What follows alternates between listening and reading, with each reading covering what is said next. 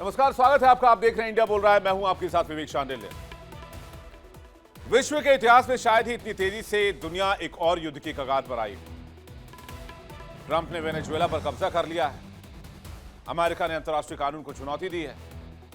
North Atlantic में रूसी झंडे लगे टैंकर पर अमेरिका ने कब्जा जमा लिया है। इससे रूस आग बबूला है। उधर ताइवान को लेकर चीन भी उखड़ा हुआ है, नाराज है, सतर्क है।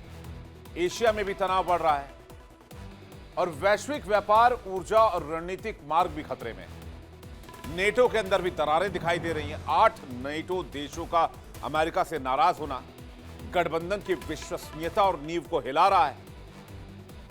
और इस बीच रूस ने यूक्रेन पर ब्रह्मास्त्र ही फायर कर दिया। ये एक न्यूक्लियर वॉरहेड था।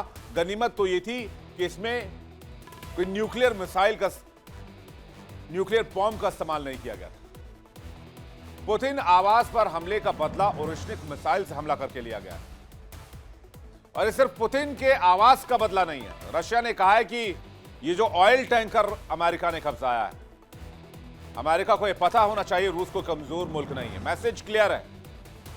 एक और कदम और एक और आक्रामक प्रतिक्रिया, तैयार रहिए थर्ड वर्ल्ड वॉर के लिए। इधर ईरान पर भी तनातनी बढ़ गई है। अमेरिका की ओर से मिडिल ईस्ट में बहुत बड़ी मात्रा में हथियारों की खेप भेजी गई है और सैनिकों को अलर्ट कर दिया गया है। खबर यह है कि ईरान को अमेरिका और इजराइल टैकल कर सकते हैं। और इस बीच कई मुल्कों के बीच तनातनी, हथियारों की दौड़, कूटनीतिक विफलताएं, ग्रीनलैंड पर कब्जा करने की कोशिश, जिसमें डेनमार्क ने कहा कि ग्रीनलैंड पर अगर अमेरिका ने कब्जा करने की कोशिश की तो नेटो खत्म है।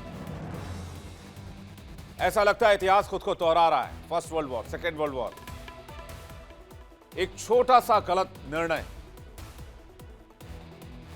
और एक अप्रत्याशित घटना पूरी दुनिया को इस वॉर में झोंक सकती है। पूरी दुनिया देख रही है कौन आगे बढ़ेगा, कौन पीछे हटेगा, कौन क्या फैसला लेगा, कौन कौन से मिसाइल दागेगा।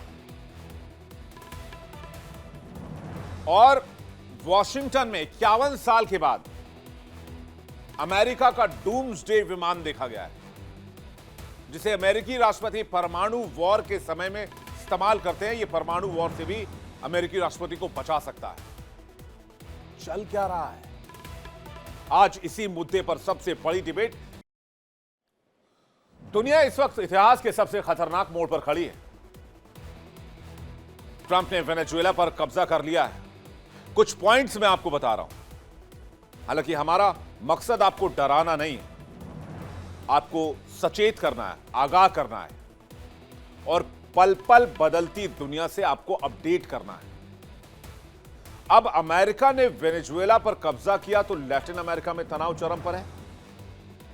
लेकिन यह कहानी का सिर्फ एक पहलू है।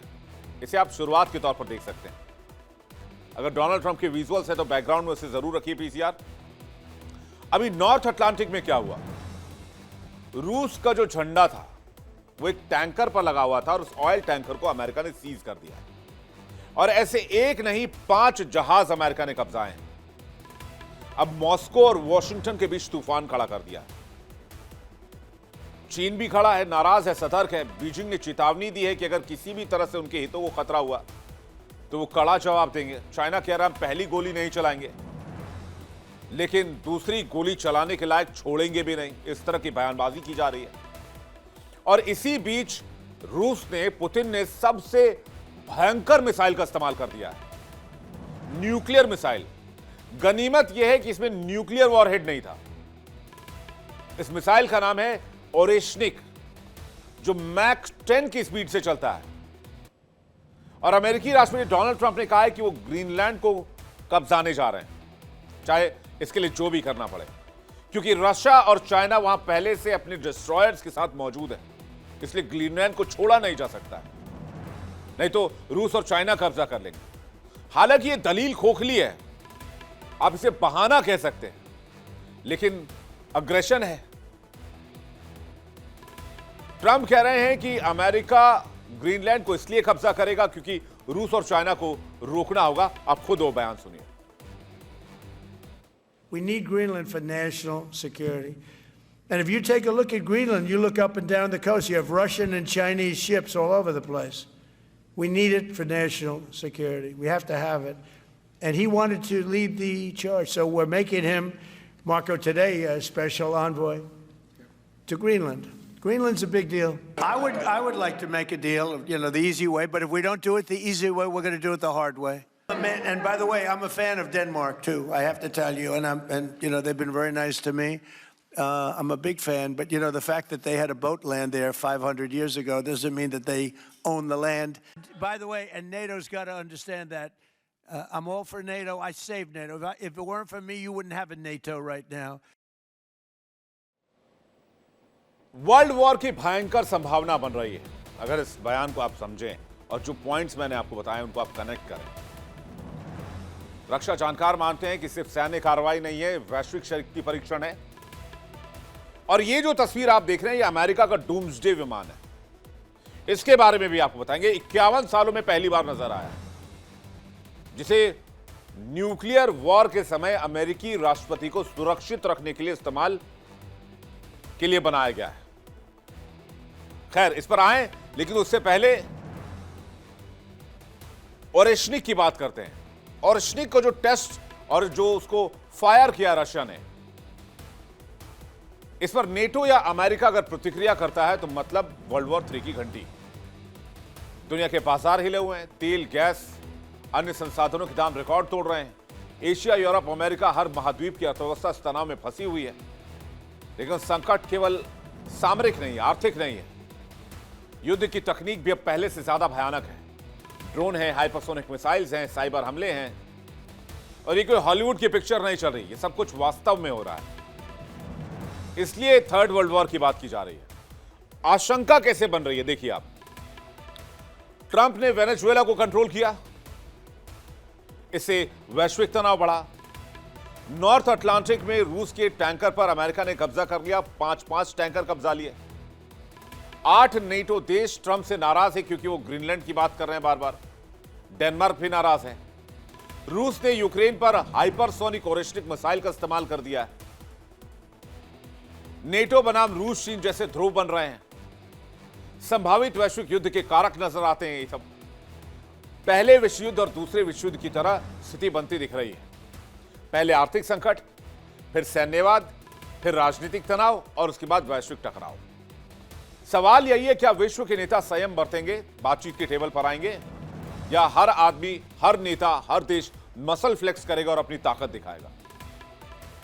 आप अगर इतिहास को देखेंगे, first world war, second world war की ही तरह आर्थिक संकट प्लस सैन्यवाद प्लस राजनीतिक तनाव और पूरा वर्ल्ड ऑर्डर चरमराया हुआ। यूएन कोलैप्स कर रहा है, यूएन की कोई सुनने वाला नहीं है। और इस बीच अमेरिका ने भी अपना डूम्सडे विमान एक्टिव कर दिया है।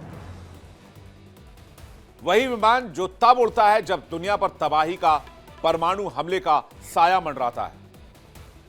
एक बार फिर से डूम्सडे प्लेन की तस्वीर पीसीआर चलाएं। वही विमान जो परमाणु युद्ध की स्थिति में अमेरिका की आखिरी कमान संभालता है। ये वही विमान है। जरा फुल स्क्रीन आप इसको तस्वीर देखिए, मैं आपको बताता हूं इसके बारे में। रूस ने समंदर में अपना यमराज उतार दिया, अमेरिका ने हवा में डूम्सडे प्लेन उतार दिया। क्या आपको लगता है कि ये बातें शांति की दिशा में जा रही हैं और पूरी दुनिया को एक पीस कम्युनिटी में कन्वर्ट करने की कोशिश की जा रही है? तो क्या वाकई हम थर्ड वर्ल्ड वॉर की तरफ बढ़ रहे हैं? यह है अमेरिकी एयरफोर्स का E-4B नाइट वॉच, जिसे फ्लाइंग पेंटागन और डूम्सडे एयरक्राफ्ट कहा जाता है। इसे अलर्ट पर रखा गया है और यह वॉशिंगटन में देखा गया है। किस तरह की तैयारी अमेरिका कर रहा है? क्या दुनिया न्यूक्लियर वॉर की तरफ जा रही है? वहीं नेटो में भी 2-3 तरह के मत बन चुके हैं। इटली के प्रधानमंत्री जॉर्जिया मेलोनी ने रूस से बात करने की अपील कर दी है। विशेषज्ञ चेतावनी दे रहे, यहां एक छोटी सी चूक, एक रणनीतिक मिसकैलकुलेशन और पूरा गृह युद्ध की आग में बदल सकता है। दुनिया गवाह है, अमेरिका दादागिरी कर रहा है, तानाशाही कर रहा है। रूस और चीन अमेरिका के खिलाफ लगातार खड़े हैं। यूरोप और नेटो के बीच हर कदम निर्णायक है। क्या यह सिर्फ राजनीतिक शक्ति दिखाने की चेष्टा है या इंसान इतिहास के सबसे विनाशकारी अध्याय की तरफ बढ़ रहा है? क्योंकि ऐसी ही स्थिति के बीच वर्ल्ड वॉर 1 और वर्ल्ड वॉर 2 का जन्म हुआ था। तो कैसे हुआ world war 1? Germany, Britain, France और रूस में सैन्य शक्ति बढ़ाने की प्रतिस्पर्धा हो गई। दो बड़े खेमे बने, triple alliance Germany, Austria, Hungary, Italy, और ट्रिपल एंटेंट ब्रिटेन, फ्रांस और रूस। बाल्कन क्षेत्र में एक छोटे देशों की आजादी की चाह ने तनाव बढ़ाया। अफ्रीका और एशिया में उपनिवेशों को लेकर यूरोपीय देशों में टकराव बढ़ा। सेनाओं का तेजी से विस्तार हुआ, जैसे आज हो रहा है। हथियारों की दौड़ हुई, जैसे आज चल रही है। युद्ध को समाधान मानने की सोच नजर आई, जैसे आज अमेरिका कर रहा है। ऑस्ट्रिया, हंगरी और सर्बिया के बीच दुश्मनी चरम पर पहुंच गई। 1914 में ऑस्ट्रिया हंगरी की युवराज फ्रांज फर्डिनेंड की सर्बिया समर्थक युवक ने गोली मारकर हत्या कर दी। यह एक सिंगल बुलेट वर्ल्ड वॉर 1 की सबसे बड़ी वजह थी, जिसके बाद ऑस्ट्रिया ने सर्बिया पर हमला कर दिया। गुटबंदी के कारण देश एक दूसरे में खिंचते चले गए। फ्रांस, जर्मनी, ब्रिटेन, रूस सब युद्ध में शामिल हुए। युद्ध वैश्विक बन गया। Trench warfare, machine gun, gas attack, लंबा और विनाशकारी युद्ध चलता चला गया। फिर कहां ये किसी के कंट्रोल में था। जमकर तबाही मची, खून की नदियां बही, खतरनाक मंजर था, लाखों लोग मारे गए। और वर्ल्ड वॉर 1 खत्म होने के बाद आर्थिक संकट गहरा गया। दुनिया ने आक्रोशित होकर युद्ध तो कर लिया, लेकिन इसका परिणाम वर्षों तक भुगतना पड़ा। इसे लोग जूझते रहे। फिर भी लोगों ने इतिहास से सबक नहीं लिया। फिर वही गलती दोहराई और दुनिया वर्ल्ड वॉर 2 के दहलीज पर आकर खड़ी हो गई। अब वर्ल्ड वॉर 2 कैसे हुआ? पहले विश्व युद्ध के बाद जर्मनी पर भारी दंड, अपमान और आर्थिक बोझ लादा गया। इससे जर्मनी में नाजीवाद बढ़ा। अगर यह नहीं किया हुआ था, सैंक्शंस नहीं डाले गए होते, तो जर्मनी में नाजीवाद नहीं बढ़ता। जैसे ही जर्मनी में नाजीवाद बढ़ा, या वहां बदले और विस्तार की नीति बनी। और इसी में उदय होता है एक ऐसे नेता का जिसका नाम था हिटलर। महामंदी ने बेरोजगारी बढ़ाई, कट्टर राष्ट्रवाद को हवा मिली। जर्मनी, इटली और जापान एक धुरी बन गए, एक एक्सेस बन गए। यूरोप और एशिया में तेजी से सैन्य विस्तार की तैयारी हुई। जर्मनी का विस्तारवाद, ऑस्ट्रिया का विलय, चेकोस्लोवाकिया पर दबाव, ब्रिटेन, फ्रांस की नरमी नीति, हिटलर को रोकने में शुरुआती ढील। 1939 में जर्मनी ने पोलैंड पर हमला कर दिया। ब्रिटेन और फ्रांस ने जर्मनी के खिलाफ युद्ध घोषित कर दिया। यूरोप से फैलकर यह एशिया तक युद्ध पहुंच गया और अमेरिका तक भी पहुंच गया, जिसके बाद सेकेंड वर्ल्ड वॉर ने आकार ले लिया। और आज भी सिचुएशन बिल्कुल सेम है। अमेरिका वेनेजुएला इन्वेड करने के बाद उधर ग्रीनलैंड की तरफ जा रहा है, इधर ईरान की बात कर रहा है। चीन ताइवान की बात कर रहा है। भारत के इर्द गिर्द भी तनाव की स्थिति है। रूस और अमेरिका के बीच तनाव है। रूस यूरोप के बीच तनाव है। रूस ने ओरेस्टिक मिसाइल को फायर करना शुरू कर दिया, जो इंटरकॉन्टिनेंटल बैलिस्टिक मिसाइल भी है और हाइपरसोनिक है। तो दुनिया के नागरिकों के लिए सतर्क रहने का समय है। हर निर्णय, हर कार्रवाई वैश्विक भविष्य को तय कर रही है और यही वास्तविकता है। वर्ल्ड वॉर 3 कोई कल्पना नहीं है और ये कोई मैं जो जानकारी दे वही कोई वॉर मॉन्गरिंग नहीं है। यह संभावित स्थिति है और हर सेकंड की देरी इसके जोखिम को और बढ़ा रही है। हर मनमाना कदम इस संभावना को और बल दे रहा है। खासकर अमेरिका, रूस, यूक्रेन, यूरोप, चाइना। तो क्या दुनिया एक बड़े युद्ध की तरफ खींची जा रही है? बातचीत करने के लिए इस वक्त हमारे साथ मेहमानों का एक बड़ा पैनल जुड़ रहा है। मेजर जनरल अनुज माथुर हमारे साथ जुड़ रहे हैं, रक्षा विशेषज्ञ कर्नल संजीव मलिक हमारे साथ जुड़ रहे हैं, भू राजनीतिक विश्लेषक हैं कर्नल जयेश सोढ़ी हमारे साथ जुड़ रहे हैं, विदेश मामलों की जानकार हैं ग्रुप कैप्टन यूके देवनाथ हमारे साथ जुड़ रहे हैं, और मल्लिका पांडे हमारे साथ जुड़ रहे हैं, विदेश मामलों की जानकार। आप सभी पैनलिस्ट का बहुत बहुत स्वागत है और दर्शकों आपका भी एक बार फिर से बहुत स्वागत करते हैं। चलिए डिबेट की शुरुआत करते हैं और सबसे पहले मैं पहला सवाल मेजर जनरल अनुज माथुर जी से लेना चाहूंगा। जो बातें अभी माथुर सर मैंने एक्सप्लेन किए, जो डॉट्स कनेक्ट किए हैं, आपको उसमें कितनी संभावना नजर आती है? विवेक, जय हिंद। देखिए, जहां तक सवाल आज की परिस्थिति का है, जब महत्वाकांक्षा बहुत ज्यादा बढ़ जाती है तो मुझे लगता है वो पूरे जो सिस्टम है, जो इक्विलिब्रियम है, उसको डिस्टर्ब करना शुरू कर देती है। देखिए, अमेरिका का आज की तारीख में जिस प्रकार का अमेरिका जो विस्तारवाद में देख रहा हूं अमेरिका का, मुझे लगता है वो चीन के विस्तारवाद से काफी आगे निकलता हुआ नजर आ रहा है। और इस प्रकार का विस्तारवाद करने के लिए वो किसी भी हद तक जाने को तैयार हैं। ये एक बड़ा कारण बन सकता है आने वाले समय में टेंशन्स को बढ़ाने के लिए। देखिए, आपको ये एक छोटी सी बात, मैं छोटा सा फैक्ट बताना चाहूंगा कि ये जब डोनाल्ड ट्रंप आए थे तो उन्होंने कहा था कि मैं पीस का मसीहा हूं, ये हूं, वो हूं, जो भी चाह रहे थे कि मैं शांति स्थापित करना चाहता हूं। आप देखें, स्टैटिस्टिक्स स्पीक्स, उन्होंने जितने हवाई हमले अमेरिका के द्वारा पिछले 1 साल में हुए हैं उतने जो बाइडेन के पूरे टेन्योर में नहीं हुए थे। 7 देशों के ऊपर अमेरिका ने हमला किया है, वो चाहे नाइजीरिया हो, चाहे ईरान हो, चाहे इराक हो, चाहे वेनेजुएला हो, बहुत सारे। जिस प्रकार से उन्होंने गाजा में फ्यूल करके रखा है, यमन में उनका उनका इंटरफेरेंस है, हालांकि हर जगह उनको लगता है, मुझे लगता है यमन में काफी उन्होंने मार खाई है।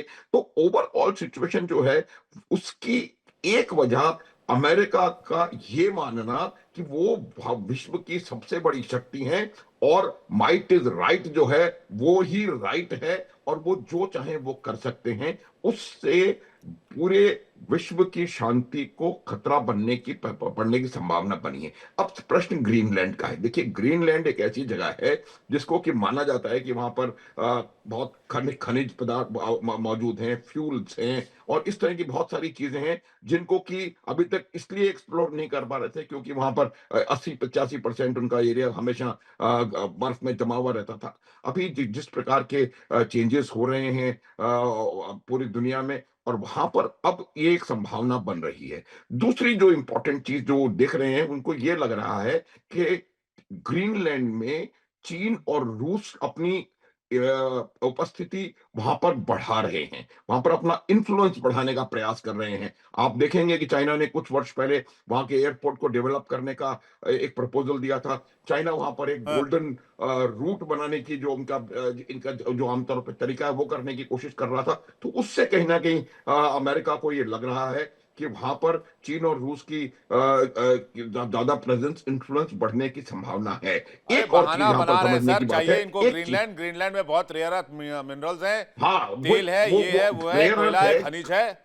अमेरिका सब। ऑयल एंड अभी आप गैस बताइए है। मुझे माथुर सर, मैं सभी पैनलिस्ट से भी ये सवाल पूछ रहा हूं, आप मुझे बताइए, ड्रग्स ड्रग्स करके लेकर वेनेजुएला घुसे ना, कितना ड्रग सीज किया, कितने ड्रग निकाले, कितने ड्रग फैक्ट्रीज को बस्ट किया, कितना ड्रग वहां से रिकवर किया, कितने ड्रग जलाए, कितने नष्ट किए, कोई डेटा दिया पिछले 1 हफ्ते में अमेरिका ने? विवेक, उनके पास बकवास कुछ करें, हमको डेटा- ड्रग्स के खिलाफ एक्शन लेना है, इनको चाहिए था तेल, और वो बात खुलकर विवेक, सामने आ कुछ गई। है ही। 5 करोड़ बैरल तेल निकालेगा वेनेजुएला से अमेरिका, और अमेरिका इसे बिल्कुल, बेचेगा। वो अमेरिका, आपने कल सुना, जो लोग हैं वो अमेरिका ने कहना शुरू कर दिया है कि वो हमारा तेल है, उस तेल को हम बेचेंगे। मुझे समझ में नहीं आ रहा है कि वो कैसे वेनेजुएलन ऑयल को अपना हमारा ऑयल कह रहे हैं और उसको हम नहीं, बेचेंगे। तो ये बात बिल्कुल जी, साफ है हाँ, कि वहां पर अमेरिका का इंटरेस्ट वेनेजुएला की जी, ड्रग्स में कभी था ही नहीं, और यूके जितना देवनाथ सर। ड्रग का हाँ, कंट्रीब्यूशन वेनेजुएला का है वो बहुत लिमिटेड है। आप देखेंगे इसको, ये भी जी, again statistics is all available. जी, यूके देवनाथ सर, आपको क्या लगता है, एक बड़े युद्ध की तरफ जा रही दुनिया, जो सर्कमस्टांसेस? विवेक विवेक इसमें कोई शक नहीं है कि दुनिया में अभी जो माहौल है बहुत ही तनावपूर्ण है। किसी भी समय कुछ भी हो सकता है। रूस और यूक्रेन का युद्ध जो है अपनी चरम स्थिति पर पहुंच गया है। हमास इजराइल का युद्ध जो है हर रोज ही एक अप्रत्याशित हमला हो जाता है।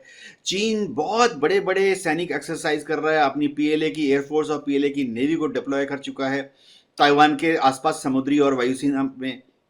सबसे बड़ी बात जो अभी हो रही है वो वेनेजुएला में जी हुई। वेनेजुएला में अमेरिका ने जो किया, इसने दुनिया भर की जो भू राजनीतिक इक्वेशन है, नए फार्मूले लिख दिए गए हैं कि आप कहीं से भी कुछ भी बहाना करके, जैसे ऊंट तंबू में घुसता है, घुस जाइए, उसके बाद देखा जाएगा।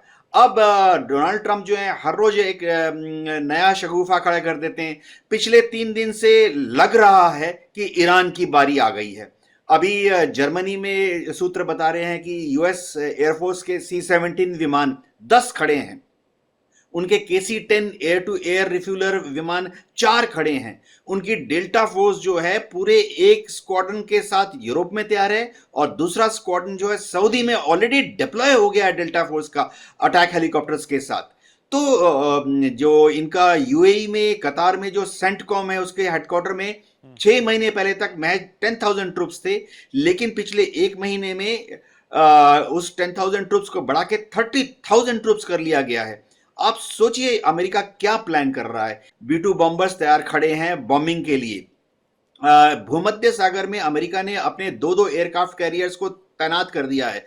वो किसी भी टाइम शॉर्ट नोटिस पर भूमध्य सागर से उड़कर आके ईरान के ऊपर बमबारी कर सकते हैं। और तो और इजराइल के ऊपर भी दबाव है कि वो शॉर्ट नोटिस पर ईरान के ऊपर एक दिन में 100 या 200 फाइटर विमान से अटैक करे।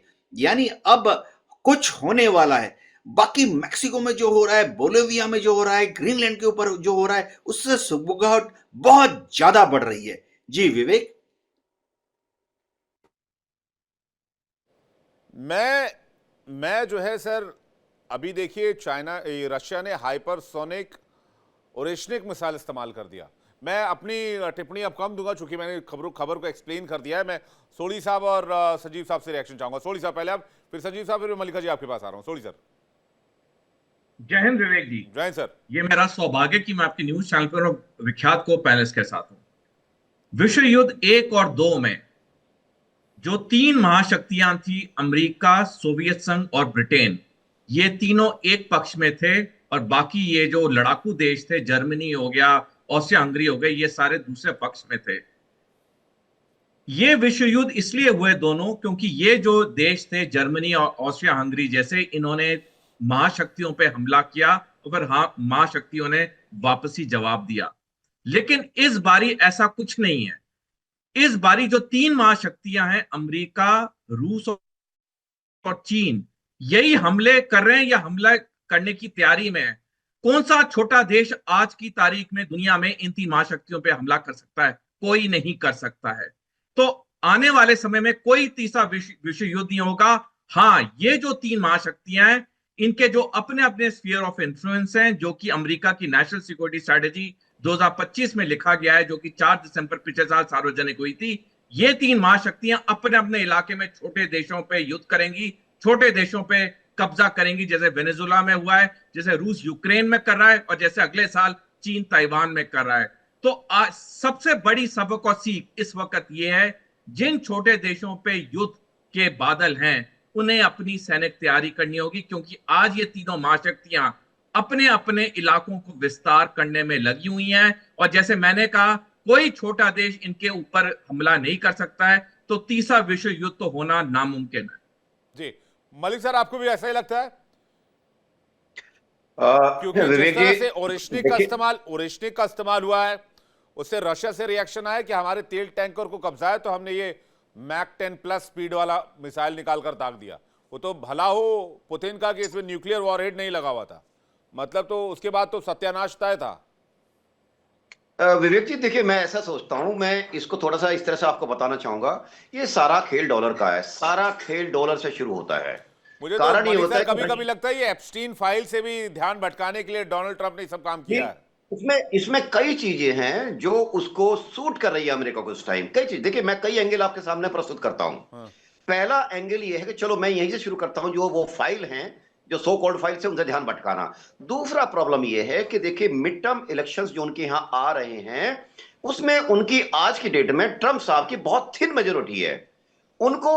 और जिस तरह की हरकतें पूरे चल रही है उनकी, वो सब इस चीज को है कि वो एवरी अमेरिकन को खुश रखना चाहते हैं, जिससे कि उनको वोट मिल सके और वो उनका इंपीचमेंट बच जाए और उनको वो सत्ता में बने रहे।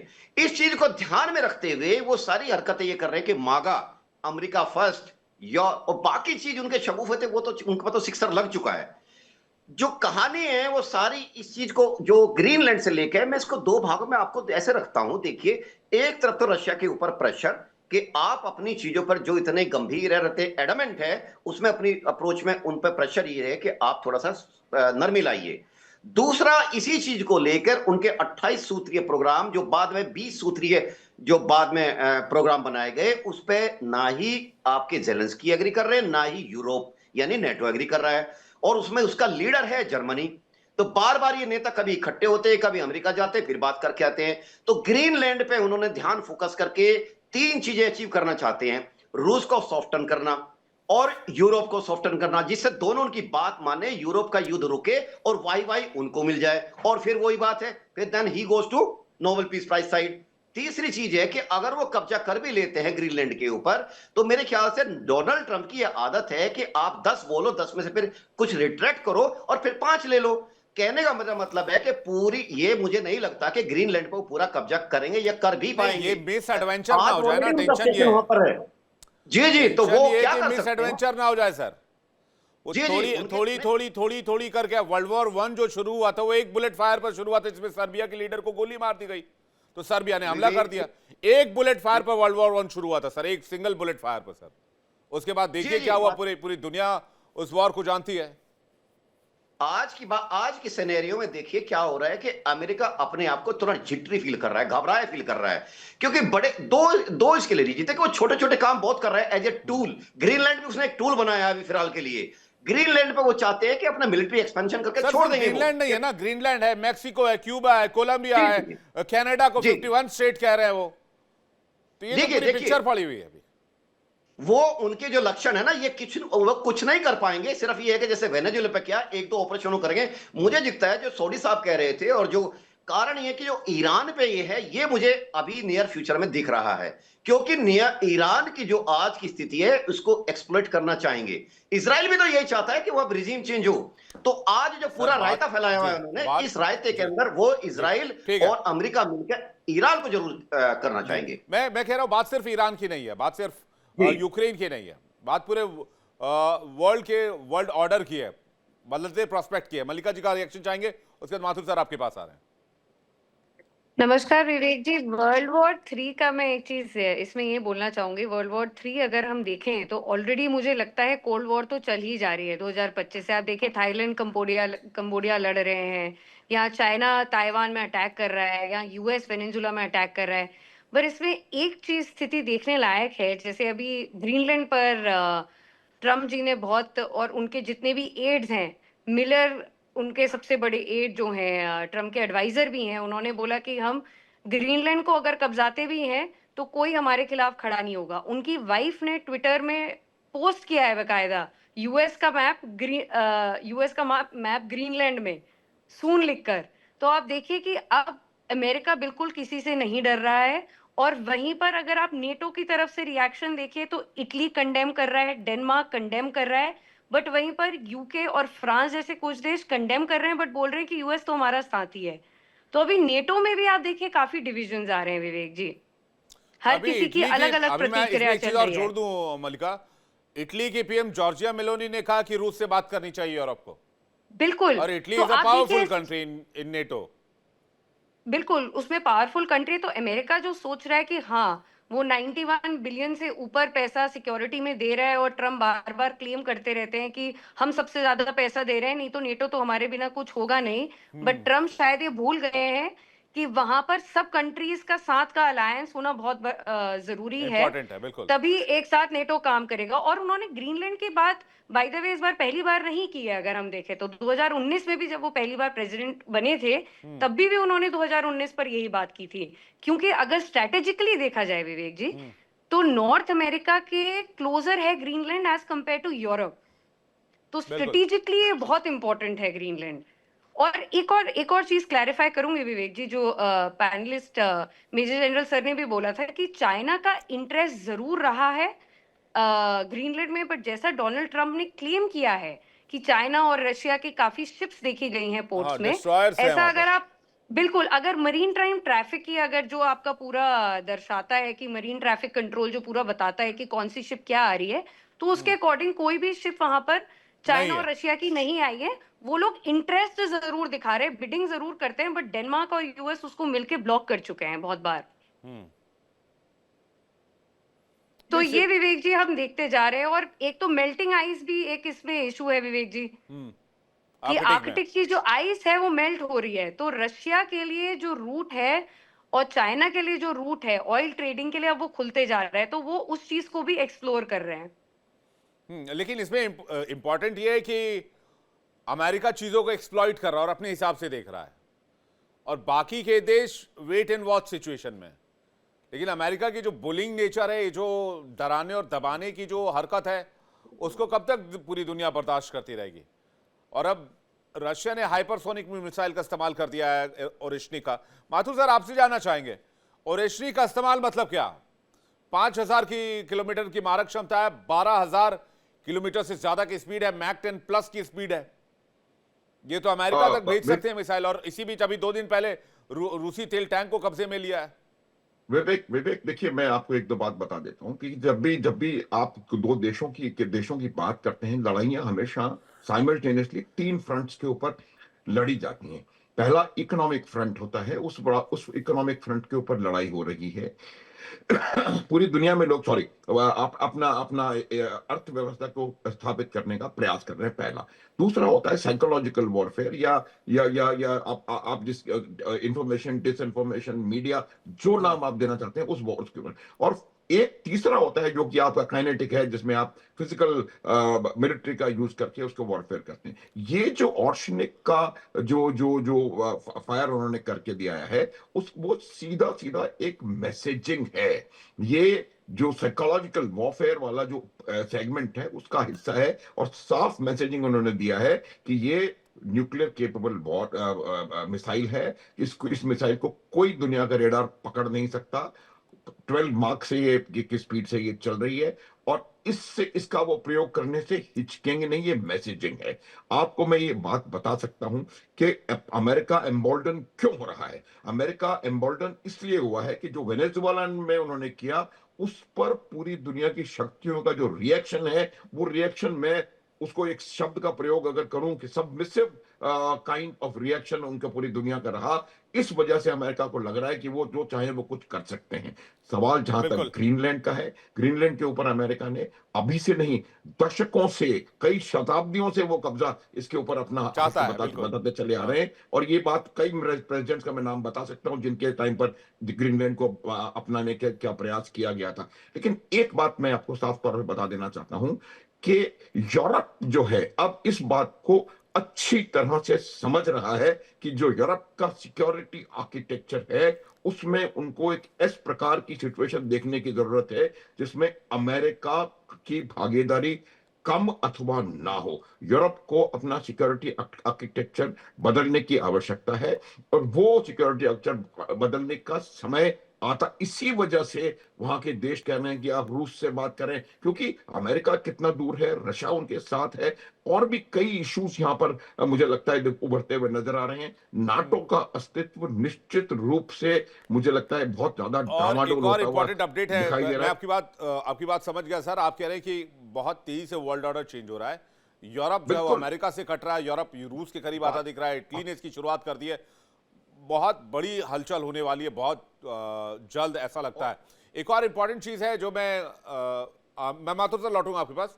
एक और इंपॉर्टेंट चीज है, तुर्की ने पाकिस्तान के साथ सैन्य अलायंस की घोषणा की है। ये इस्लामिक नेटो बना रहे हैं जिसमें पाकिस्तान परमाणु कवर देगा जो इस्लामिक और जो मिडिल ईस्ट के कंट्रीज हैं स्पेशली उनको। ये भी एक अलग डेवलपमेंट अगर एशिया के ब्लॉक में, मिडिल ईस्ट के ब्लॉक में देखें तो इधर अलग डेवलपमेंट जा रही है। मैं इस बार यूके देवनाथ जी का रिएक्शन चाहूंगा। अमेरिका का एग्रेशन, रशिया का एग्रेशन, चाइना का एग्रेशन और उसके बीच में ये डेवलपमेंट्स।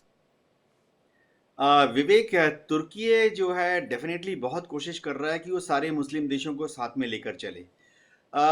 टेक्नोलॉजिकल हिसाब से देखा जाए तो काफ़ी एडवांस कंट्री है। पाकिस्तान के साथ दोस्ती बढ़ा रहा है, जाहिर बात है पाकिस्तान को काफ़ी हथियार दे चुका है, TB2 ड्रोन भी दे चुका है। तुर्की हमेशा से ही पाकिस्तान के पास रह चुका है। अगर हम 1965 और 1971 का जंग देखें, उस वक्त भी तुर्की ने पाकिस्तान को आर्म्स अम्यूनिशन दिए थे, तोप के गोले दिए थे। एयरफोर्स की बात करें तो 1965 के जंग में और 1971 में की जंग में तुर्की एयरफोर्स के जो सेबर जेट थे F-86, उनको तुर्की एयरफोर्स के पायलट्स उड़ा रहे थे कराची में। लेकिन वो एयर डिफेंस ऑफ कराची के लिए उड़ा रहे थे। उन्होंने कराची से उड़ते हुए भारतीय फौज के खिलाफ कोई जमीनी हमला नहीं किया। अब तुर्की का मंशा क्या है ये समझना पड़ेगा कि तुर्की ज्यादा डेविएट नहीं हो सकता। देखो, एक तो तुर्की जो है नेटो का मेंबर है, तो तुर्की कितना ज्यादा गदर कर सकता है वो डिक्टेटेड इससे है कि उनकी अम्बिलिकल कॉर्ड जो है वो नेटो के साथ जुड़ी हुई है। तुर्की किसी भी हालत में नेटो के साथ अपने रिश्ते नहीं बिगाड़ेगा। अब तुर्की में जो अर्दोगान सरकार है, उनकी पिछले 2 दशक, 1 दशक से कोशिश है कि तुर्की यूरोपियन यूनियन को ज्वाइन करे। ये अर्दोगान के लिए डू और डाई या लाइफ टाइम एम्बिशन का सवाल है कि यूरोपियन यूनियन तुर्की को अपना बना ले। ऐसे में तुर्की जो भी कार्रवाई पाकिस्तान के साथ करेगा वो दुनिया में थोड़ा अपने को अरब मुल्कों के आगे रखने के लिए कर रहा है। तुर्की चाहता है कि सऊदी के मुकाबले उसकी ज़्यादा इज्जत हो। तुर्की चाहता है कि 57 मुसलमान देश हैं कि उन सब मुस्लिम देशों में पाकिस्तान के मुकाबले या इंडोनेशिया के मुकाबले तुर्की का ज़्यादा सम्मान हो। इससे ज़्यादा कुछ नहीं है। क्या तुर्की पाकिस्तान की मदद में इतना पास आ जाएगा कि भारत के खिलाफ एक्टिव वॉरफेयर में इस पार्टिसिपेट करेगा? देखो, जियोग्राफिक डिस्टेंस जो है ना वो परमिट नहीं करती है। तुर्की को अपना वॉरशिप भूमध्य सागर से, लाल सागर से क्रॉस करा के सुएज कैनाल, अरब सागर, उनकी नेवी नहीं आ सकती है इंडिया तक। ऐसे ही तुर्की की जो एयरफोर्स है वो कितनी भी तादाद में पाकिस्तान में डिप्लॉय हो जाए, कंपेटिबिलिटी नाम की चीज होती है। अचानक से तुर्की एयरफोर्स के जहाज पाकिस्तान में लैंड कर जाएं 20, 26, 28, 32, वो इफेक्टिव नहीं होंगे क्योंकि communication system, operating frequencies, pilot training, tactics की जब तक बार बार प्रैक्टिस ना करें होता नहीं है। हाँ, तुर्की इस बार भी अगर पाकिस्तान के साथ युद्ध होता है, लंबा युद्ध, डेफिनेट बात है वो 6, 8 या 12 फाइटर्स को भेजेगा for air defence of Karachi. इससे ज्यादा कुछ नहीं है। जी मैं जल्दी से इस पर सोली सर का रिएक्शन चाहूंगा। सोली सर। विवेक जी, देखिए, आज 1 हफ्ता हो गया जब डोनाल्ड ट्रंप ने वेनेजुएला में हमला किया। क्या किसी एक देश ने अमेरिका पे कोई प्रतिबंध लगाया? सैनिक एक्शन की तो दूर की बात करिए, देशों ने तो सिर्फ कड़ी निंदा की है, वो भी सारे देशों ने नहीं, गिने चुने देशों ने कड़ी निंदा की है, बाकियों ने तो एक नरमी सा स्टेटमेंट दिया है। अमेरिका जानता है, रूस जानता है, चीन जानता है कि आज जो ताकत इन तीनों महाशक्तियों के पास है, दुनिया के किसी चौथे देश में हिम्मत नहीं है इन महाशक्तियों पे हमला करे। आपस में वो लड़ते रहेंगे, थाईलैंड कंबोडिया के साथ, ईरान इजराइल के साथ, लेकिन महाशक्ति पे आज किसी देश, दुनिया में किसी देश की हिम्मत नहीं हमला करने की, बल्कि विपरीत हो रहा है। आज महाशक्तियां देशों पे हमला कर रही हैं या करने वाली हैं क्योंकि इन्होंने दुनिया को 3 अनौपचारिक भागों में बांट दिया है। इन्होंने G3 नाम का एक अनौपचारिक अलायंस बनाया जिसका मैंने ऊपर लेख भी लिखा था 31 अगस्त को पिछले साल। जहां तक बात है कि अगर हम सोच रहे हैं कि कोई भी देश इकट्ठा आएगा इनके खिलाफ खड़ा होगा, कोई देश इनके खिलाफ नहीं खड़ा होगा। हमने देखा किस आसानी से अमेरिका ने वेनेजुएला में किया। चीन दिन रात तैयारी करे ताइवान की, और उसने 2027 के अंत में ताइवान पे हमला करना है, जिसकी पुष्टि अमेरिका के रक्षा मंत्रालय ने की है जब उसने पिछले साल 23 दिसंबर को अपनी संसद को रिपोर्ट सबमिट की। चीन के ऊपर साफ लिखा है कि चीन 2027 के अंत में ताइवान पे हमला करेगा। उस रिपोर्ट में यह भी लिखा है कि चीन के सैनिक लक्ष्य में ताइवान के अलावा अब भारत का अरुणाचल प्रदेश भी आ गया है। अगर हमें उम्मीद थी तो हमें उम्मीद अमेरिका से थी कि अमेरिका जो एक लोकतांत्रिक देश है वो चीन जैसे देशों के खिलाफ खड़ा हो, लेकिन वही आज ये तीनों मिल गए हैं। मेरे कहने का मतलब है दुनिया छोटे मोटे युद्ध देखती रहेगी, Thailand Cambodia type, Iran Israel type लड़ाइयां होती रहेगी। पहली बात तो ना तीसरा विश्व युद्ध होगा। दूसरा जो अब एक चिंता का विषय, जिस तरह से तुर्की सऊदी अरेबिया और पाकिस्तान के साथ डिफेंस अलायंस बनाने वाला है और बांग्लादेश भी इसे ज्वाइन करने वाला है, वो भी एक एडवांस स्टेजेस टॉक्स में है। यानी कि अगर ये थोड़े दिनों में हस्ताक्षर हो गए तो ये 4 इस्लामिक देश, सऊदी अरेबिया, पाकिस्तान, तुर्की और बांग्लादेश, ये चारों का एक डिफेंस पैक्ट होगा। पिछले साल 9 जुलाई को जनरल अनिल चौहान, जो कि भारतीय शस्त्र बल के चीफ ऑफ डिफेंस स्टाफ, उन्होंने बयान दिया जिस तरह से चीन, पाकिस्तान, बांग्लादेश की नजदीकियां बढ़ रही हैं, आने वाले समय में भारत की अखंडता और सुरक्षा के लिए दिक्कत पैदा करेंगी। अब तुर्की भी डिफेंस अलायंस साइन करने वाला है, बांग्लादेश भी करने वाला है, सऊदी अरेबिया ने ऑपरेशन सिंदूर के बाद किया 17 सितंबर को। तो आज कहने का मतलब यह है कि आज देशों को अपने अलायंस बनाने होंगे। भारत को ताइवान के साथ अलायंस बनाना चाहिए, भारत को आसियान कंट्रीज के साथ अलायंस बनाना चाहिए, क्योंकि अगर कुछ चीज रुकेगी तो वो अलायंस की वजह से रुकेगी, अन्यथा ये तीनों महाशक्तियां तो किसी देश की मदद के लिए नहीं आएंगी, वो तो खुद दुनिया के देशों को खाने के लिए बैठी हुई हैं। सोली साहब, हमने तो कभी सैन्य अलायंस किया ही नहीं। देखिए, हमने सैनिक अलायंस नहीं किया क्योंकि वो दौर अलग था। अब दौर ये स्ट्रैटेजिक ऑटोनॉमी का दौर खत्म हो गया है। अगर वेनेजुएला ने चीन और रूस के साथ सैनिक अलायंस किया होता, क्या अमेरिका सोचता वेनेजुएला पे हमला करने के लिए? रूस ने यूक्रेन पे हमला किया। रूस ने क्या किसी नाटो देश पे हमला किया आज तक? नाटो आज टूटने के कगार में। सबसे खुश तो रूस है। जिस दिन नाटो टूटा, रूस ने और यूरोप के देशों पे हमला करना वो तो तैयारी कर रहा है।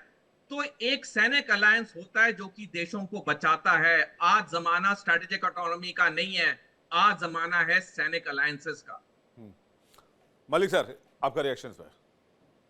विवेक जी देखिए, जो ये पाकिस्तान और तुर्की के बीच में ये जो गलबैया हुई है, मैं इसको सिंपल इस रूप में देखता हूं कि देखिए, पाकिस्तान जानता है, वहां के जनरल्स कह चुके हैं, वहां के लीडर्स कह चुके हैं कि हम हिंदुस्तान के सामने लंबा युद्ध नहीं लड़ सकते। अब लंबा युद्ध लड़ने के लिए आपको लगातार हथियार चाहिए, गोला बारूद चाहिए, सप्लाई चाहिए, कम्युनिकेशन चाहिए और पूरी लाइन ऑफ कम्युनिकेशन मेंटेन करना होता है। अब इस हालात को देखते हुए तुर्की का रोल इतना मैं समझ सकता हूं कि वो ये है कि उसको कम से द्रोण देगा, जैसे कि उन्होंने ऑफ सिंदूर में भी किया। उसके साथ साथ ज्यादा से ज्यादा अपनी अपनी नेवी फ्लीट भेजेगा, सो दैट वो कराची के साथ उनको तो कुछ सेफगार्ड कर सके। इसके साथ साथ उनके फाइटर और या फिर उनको साजो सामान दे सकता है, क्योंकि तुर्की के पास भी F-16 है और अमेरिका की आशीर्वाद से अब पता नहीं अंदर खाने जो भी इनका पैक्ट होता है उसके से उनको साजो सामान देगा। F-16 के आज F-16 के जो स्पेयर्स है उनका मेंटेनेंस उसकी बड़ी प्रॉब्लम है आज पाकिस्तान के अंदर। तभी तो उनको अमेरिका ने पैसा रिलीज किया था कि अभी थोड़ी दिन की बात है, 3-4 महीने की बात है, कि जी आप इनसे हम मेंटेनेंस की तरह ये मेंटेनेंस करार किया, and that was required for only for the maintenance of the F-16 vehicles, F-16 aircraft. अब यही बात आती है बांग्लादेश की। सोडी साहब की बात बिल्कुल एनालिसिस बिल्कुल मुझे लगता है सटीक है कि भारत को हम देखते हैं कि एनसर्किल किया जा रहा है। एनसर्किल करने के सबके अलग अलग मोटिव है। देखिए, पाकिस्तान का मोटिव हम सबको जग जाहिर है। अब उसके साथ न्यू फाउंड लव जो हुआ है ना बांग्लादेश का, ये भी हमको सब समझ आ रहा है।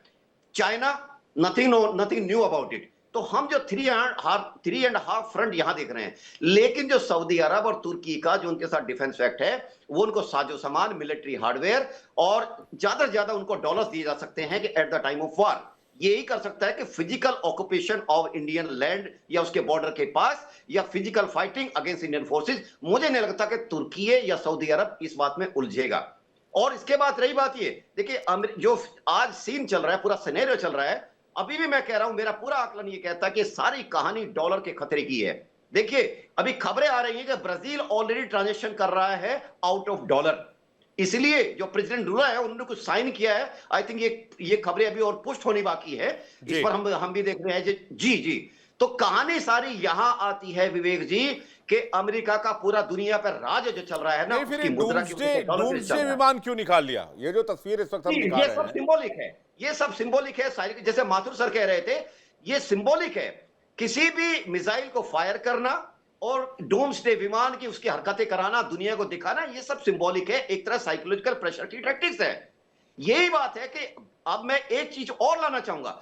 नहीं, अभी तो कुछ दिन पहले तक कहा जा रहा था कि मलिक साहब की अभी जो वेनेजुएला के बॉर्डर पर अमेरिका कर रहा है वो दबाव बनाने की कोशिश कर रहा है, लेकिन वो एक दिन घुस गया अपना साजो सामान लेकर अमेरिका। अब किसी दिन न्यूक्लियर फायर कर देंगे, फिर बोलेंगे अभी तो हमने आपको पहले वार्न किया था, हमने तो अपनी विमान आपको दिखा दी थी पहले। नहीं विवेक जी, न्यूक्लियर फायर करना इतना आसान नहीं है। वर्ल्ड कम्युनिटी में एक पेंडोरा बॉक्स खुल जाएगा। एक कंट्री अगर न्यूक्लियर फायर करता है तो कैसे वो दूसरे कंट्री को डोनाल्ड ट्रंप समझदार आदमी लग रहे हैं? नहीं, समझदार नहीं है, कंफ्यूजन पैदा करने वाले हैं, बहुत कंफ्यूजन पैदा करते हैं। वो करते कुछ है, बयान कुछ देते हैं, जिससे पूरे वर्ल्ड कम्युनिटी का ध्यान कहीं और चला जाए और फिर उनको करना कुछ और है। आप किस बयान पे जाएंगे? उनके हर सुबह शाम बयान अलग अलग होते हैं, अगले दिन उन पर रिट्रैक्ट भी कर जाते हैं। तीसरे दिन एक दिन वो मोदी साहब को बताते हैं मेरे दोस्त है, अगले दिन कहते हैं नाराज है, और एक दिन कहते हैं वी हैव लॉस्ट इंडिया। अब किस बयान पे आप उनके अस्थिर रहेंगे? कहां है कंसिस्टेंसी उनकी बयानों में? और लेट मी टेल यू, देखिए ये जानबूझ के प्लान का हिस्सा है, एक प्लांटेड स्ट्रेटेजी है अमेरिका की तरफ से और खासकर डोनाल्ड ट्रंप की तरफ से। ये कोई ऐसा नहीं है कि वो कुछ भी दे रहे हैं ऐसे ही बोले, उनको पता नहीं है, पागल है, ऐसा नहीं है। He is giving all this statement in a very calculated way. ध्यान भटकाना है और करना वो है कि जिसपे अमेरिका के हित आज बाधित हो रहे हैं। आप मानिए इस बात को, लड़ाई आखिर रुकेगी डॉलर पे। यही कहानी है और यही रूट में आएगा जी। नहीं, अभी तो ईरान को लेकर उन्होंने लिखा कि our planes are in ready to go mode, we are loaded and ready. अब उसके बाद और उसके बाद आने के बाद अब डिफेंस डिपार्टमेंट का नाम बदल दिया वॉर डिपार्टमेंट कर दिया उसको, मिनिस्ट्री ऑफ वॉर कर दिया। मैं कह रहा हूं ये सब सोची समझी रणनीति के, आप कह रहे हैं सिंबोलिज्म है। मल्लिका जी का रिएक्शन लेता हूं, फिर मैं आता हूं आपके पास। मल्लिका। विवेक जी, सबसे पहले तो जो मलिक सर बोल रहे थे, आई थिंक उस चीज पे हमें जरूर फोकस करना चाहिए कि आखिर में ये चीज डॉलर के लिए ही है। आप देखिए, जब इराक ने अपने आप को शिफ्ट करने की कोशिश की कि हम जो तेल का ट्रेड है वो पेट्रो डॉलर में नहीं, वो यूरोज में करेंगे, तो अमेरिका ने उनके ऊपर अटैक कर दिया। बिल्कुल, जब लिबिया ने बोला कि हम अफ्रीकन बैग जो गोल्ड करेंसी है उस पे ट्रेड करेंगे, तो लिबिया पर अटैक कर दिया। और आज की स्थिति देखिए कि इन लोगों का क्या है कि अमेरिका अटैक तो कर देता है बट संभाल नहीं पाता चीजों को। आज इराक से, जिस इराक में ये लोग 10 साल रहे, इन्होंने पूरा मेंटेन करने की कोशिश की, बट आखिर में उसका तेल कौन पंप कर रहा है? चाइना पंप कर रहा है वहां से तेल। तो इनको अटैक जरूर करना आता है बट मेंटेन करना नहीं आता है, यूज करना नहीं आता है। तो डोनाल्ड ट्रंप और अमेरिका का इतिहास अगर आप देखें, अटैक कर देते हैं, संभालना नहीं आता है। वेनेजुला में जो है इन्होंने अटैक किया, कोलंबिया में ये बोल रहे हैं, क्यूबा में ये बोल रहे हैं। तो डोनाल्ड ट्रंप थोड़ा सा जिसको बोलते हैं बहुत ही, और इन्होंने अभी डिफेंस का बजट देखिए कितने बिलियन डॉलर कर दिया, बिल्कुल ट्वाइस कर दिया है, 1.5 ट्रिलियन डॉलर कर दिया है। और पहले विवेक जी एक चीज है, 26 बिलियन डॉलर से बढ़ाकर 1.5 ट्रिलियन डॉलर। और जो एक चीज आपने कमेंट किया कि डूम्सडे इन्होंने निकाल दिया, आई थिंक ये साइकोलॉजिकल वॉरफेयर है। इसका मतलब कुछ भी नहीं है, ये अभी इनके लिए शतरंज का खेल हो चुका है। अब आई थिंक जो वॉर है वो ट्रूप्स और इसमें नहीं होगा, ये शतरंज पावर पोजिशनिंग का खेल है। ये बेसिकली शतरंज की तरह अमेरिका अब इसको खेल रहा है। लेकिन पावर पोजिशनिंग का खेल तो हमेशा से था। पूरी दुनिया की डिप्लोमेसी ही पावर पोजिशनिंग के बेसिस पे चलती है, नंबर 1।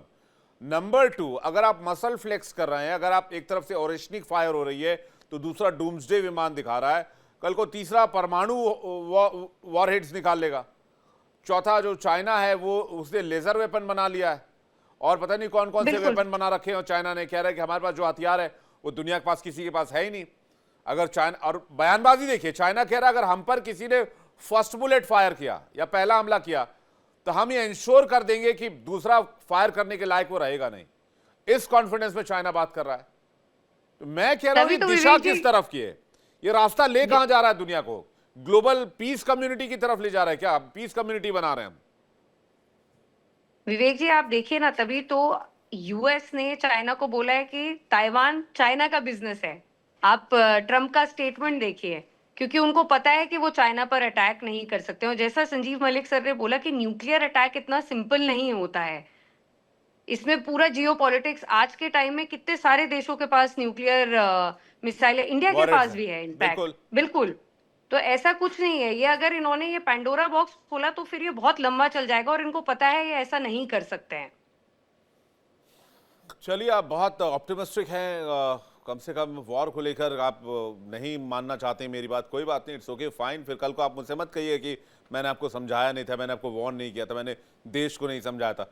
बाद में शिकायत लेके मेरे पास मत आइएगा मल्लिका जी, मैं अभी आपको समझा दे रहा हूँ। मैंने सारे डॉट्स यहाँ पर उठाकर रख दिए हैं और सारी चीज़ें बता दी हैं। ये इनके दिमाग में फितूर सवार है, पागल हो गए ये लोग दुनिया को खाक करके मानेंगे। इनको वसुधैव कुटुंबकम से कोई लेना देना है, इनको शांति और उन्नति से कोई लेना देना नहीं, इनको बुद्ध के रास्ते पे नहीं चलना है, इनको युद्ध के रास्ते पे चलना है। अब ये जो स्थिति फिलहाल बन रही है, अभी ईरान से कोई खबर नहीं आ रही, ईरान बिल्कुल क्लोज है, ठप है। अब ये पता नहीं कब घुस जाए ईरान में। मैं माथुर सर का एक रिएक्शन चाहूंगा जल्दी से। माथुर सर। विवेक, मैं आपसे सहमत हूं। मैं आपको एक बात बताऊं, ये जो स्थितियां बन रही हैं, वेनेजुएला में बनी या मैक्सिको में या उसमें क्यूबा में करना चाहते हैं या ईरान में बन रही, ये बन नहीं रही हैं। इन स्थितियों को बनाया जा रहा है, और उस बनाया जाने के पीछे, कल भी मैंने आपको इसके बारे में बात की थी, और इसके पीछे निश्चित रूप से अमेरिका का कहीं ना कहीं हाथ है। और एक बात आपको मैं और कहना चाहता हूं, वो ये है कि ये जो 3 पावर्स हैं, इनफैक्ट मैं रशिया को थोड़ा डिस्काउंट करके, जो सुपर पावर राइवलरी चाइना और अमेरिका के बीच में है, तो उसमें कहीं ना कहीं मुझे इनके आपस में मिलने के आसार नजर आ रहे हैं कि भाई तुम अपना यहाँ करते रहो, हम अपना यहाँ करते रहेंगे, और एक दूसरे को आप ज्यादा उसमें अंदर नहीं डालें। मेरा ये मानना है, देखिए जिस प्रकार से हालात बिगड़ते जा रहे हैं, ये इसको ट्रिगर करने के लिए आपको उन महाशक्तियों की परमिशन या उनकी उसकी जरूरत नहीं है। कोई और सडनली ऐसे ट्रिगर होगा जिस पर पूरी दुनिया देखती रह जाएगी कि अचानक ये क्या हो गया। ये सडनली ऐसे ट्रिगर कर जाएगा किसी दिन। और आप एक चीज, मैं और एक इंपॉर्टेंट बात यहां पर जोड़ना चाहता हूं, चूंकि समय बहुत सीमित है। आप देखिए कि पिछले 1 साल के रिजीम में डोनाल्ड ट्रंप ने कितना क्योटिक माहौल कर दिया पूरी दुनिया में। इससे पहले भी रूस यूक्रेन वॉर चल रहा था, रूस ने लिमिटेड वॉर रखा हुआ था यूक्रेन के ऊपर, कुछ एरियाज में जो है वो इस तरह की हरकतें हो रही थी। लेकिन आज देखिए यूएन कोलैप्स कर रहा है, यूरोप बंट रहा है, नेटो टूट रहा है, डेनमार्क कह रहा है कि आप अगर इधर आएंगे तो नेटो खत्म हो जाएगा, इटली की पीएम कह रही है कि रशिया से बातचीत करने के लिए हम तैयार हैं, हम रशिया से बात कर लेंगे। यूरोप पूरा डरा हुआ है कि अमेरिका हट जाएगा तो रूस इन्वेड कर देगा, इसलिए रूस से बातचीत करना जरूरी है। बहुत सारी चीजें ऐसी हो रही पिछले 1 साल में, और किसकी वजह से? ये जो सो कॉल्ड हमारे पीस मेकर हैं, मिस्टर डोनाल्ड ट्रंप, जो पीस चाहते हैं। लेकिन इनके 1 साल के रिजीम में इतना केओस इस पूरी दुनिया में हो चुका है जितना कभी नहीं था, और पूरी दुनिया इस वक्त आशंका के गहरे अंधेरे दायरे में फंसी हुई है। इसलिए यह चर्चा बहुत इंपॉर्टेंट। आप सभी मेहमानों का बहुत शुक्रिया हमारे साथ जुड़ने के लिए, बहुत बहुत धन्यवाद। दर्शकों आपका भी बहुत बहुत शुक्रिया। बारी है इंडिया डेली क्विज कॉन्टेस्ट की। इंडिया डेली क्विज कॉन्टेस्ट में आज का सवाल है, रूस की करेंसी का नाम क्या है? Option A dirham, option B rouble. सही जवाब भेजिए 72407 72407 पर।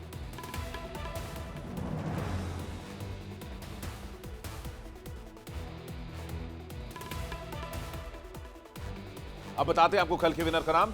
कल के विनर का नाम है रमन गुलाटी, जो कि लुधियाना पंजाब से है। रमन, आपको बहुत बहुत बधाई।